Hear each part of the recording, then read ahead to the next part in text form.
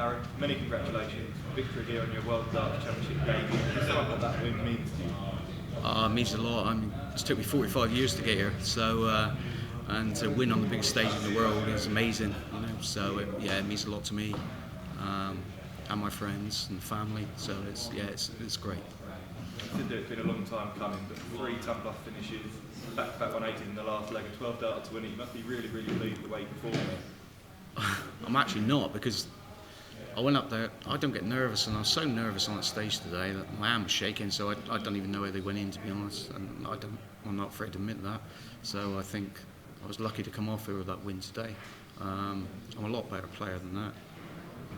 But yeah, I don't know. The nerves got to me up there. My hand was shaking, but they went in. So so all that practice must be, But I'm delighted just to get the win. Is amazing. Biggest stage in the world. So yeah, I'm well happy.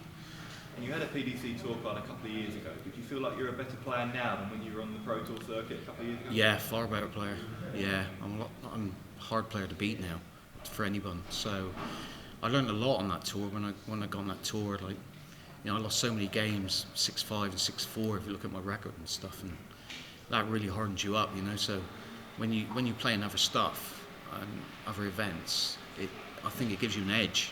So, but yeah, I feel a lot harder and stronger player than I was back then. Yeah, definitely. And you've dominated the Australian circuit this year, winning 11 Pro Tour titles. How much confidence has that success given you? Yeah, it has. I mean, the whole year was just a bit of fun, really. I wasn't even going to play darts this year, so when I started winning, first of all, but the whole year I just took it as a bit of fun. Even like when we rolled up today, I just play for fun. Try to play for fun, and that's all we've done all year. And but I know I've got the game to beat anyone, and it's just trying to get it out. So.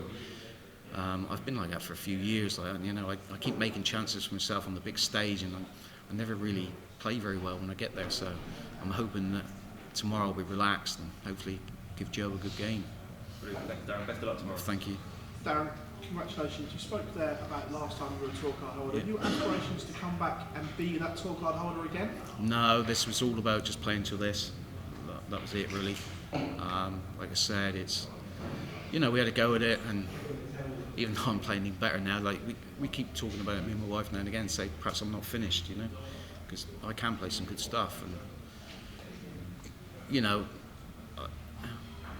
it's meant to be. This is meant to be it, but you don't know. Maybe World Seniors. Maybe I think I fancy a crack at that at some point. So after Alexander Palace is done, you're not even going to play back home? No, I wasn't planning to. No. Quite a bold statement considering how well that you've done this year, and like you said earlier, you've dominated it, you've come here and you've played well. Just to walk away at that point in your career must be a hard thing to do. Yeah, it was.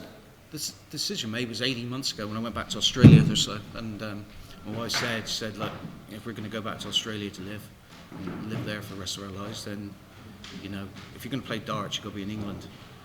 So we made that decision at that time, and it was only this year that my best mate, that he lives in Australia, and he never watched me play when I was over here, so he got me playing again last Christmas Day. Actually plied me with a few drinks because I kept saying no, and then so I've played the whole year for fun, and that's what I said I'll play till Christmas, and obviously then I went and qualified for this. So as it stands, this is it. So yeah. Is there some added pressure though because of that decision, seeing that you are the DPA number one by a long way? Is there pressure to carry on from them? No, not at all.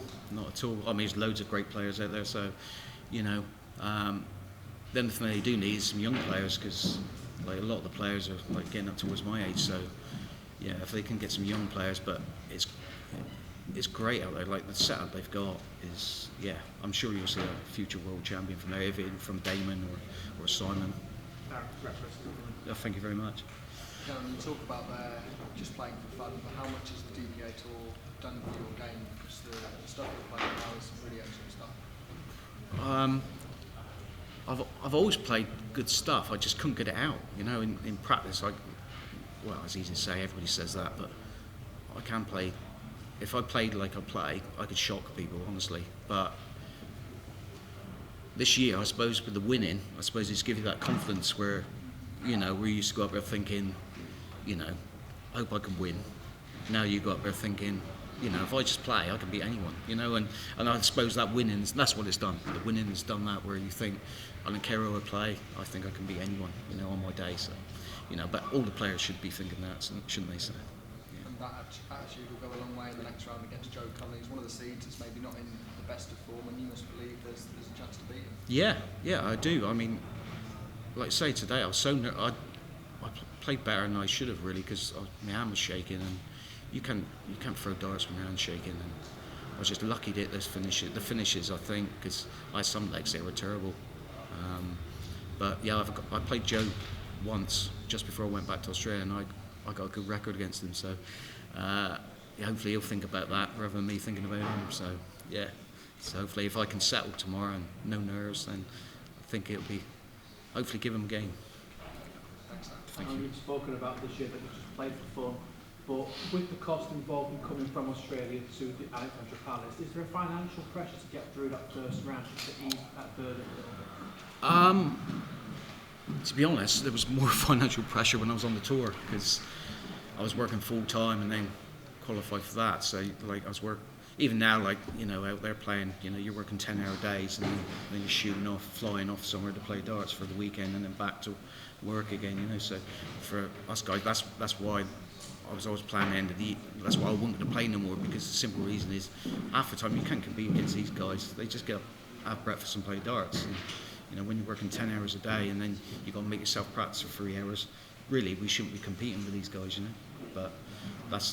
But these sort of things, to get something like this, that's what drives you on, you know. It gives you that, you know, gives you that buzz to think you can give them a game, you know. And that's what fires up, I think, a lot of us part-time players, as you would say.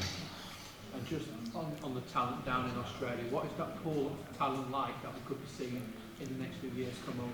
Oh yeah, it's getting bigger. The only problem with Australia is it's a massive country. All the good players are split up, so they need to get, from what I've seen, they need to get something where all the players are playing in something regular, you know. So you've got all the best players playing in something regular that'll push them up to the next kind of level. But there's some good players there, you know. So, and there's some good youngsters coming along. So yeah, like I say, I won't be surprised if, you know, world champion comes out there in the next 5 to 8 years, I reckon.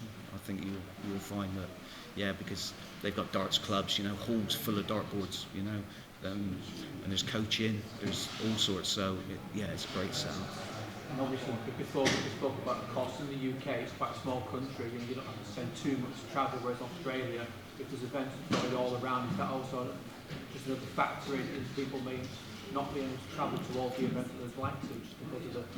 Yeah, it is really, like most players, I think it's only like a couple, where the events were this year, I think there's only a couple of players that live like near where the events held. The rest of us are flying 2 or 3 hours to get there, so, and then a car, and then, you know, or a train or whatever to get there. But it's the same as when I was on the Pro Tour and you had to go to Germany, or you had to go, it's the same thing really, you know.